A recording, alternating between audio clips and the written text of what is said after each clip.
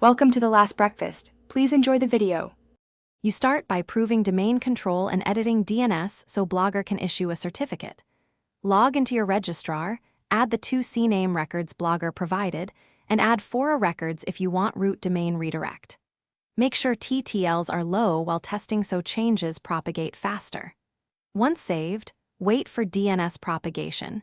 You can check with DNS tools. Do this now so Blogger and an SSL provider can validate ownership and proceed to generate an HTTPS certificate.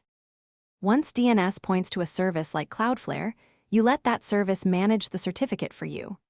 Add your site to Cloudflare and change name servers at the registrar. Cloudflare will issue an SSL for the edge. Set SSL mode to flexible if you don't have a backend cert yet, or full if you do. Turn on Always Use HTTPS and Automatic HTTPS rewrite so links upgrade automatically. Make sure caching and SSL settings match Blogger requirements to avoid redirect loops.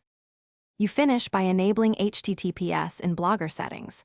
Flip on HTTPS availability and then HTTPS redirect so all visitors hit the secure site.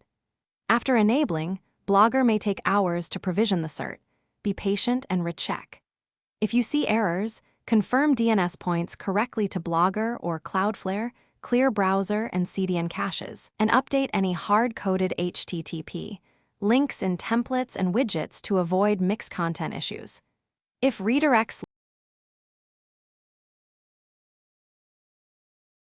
Thanks for watching. If this was helpful, leave a like and consider subscribing. See you next time.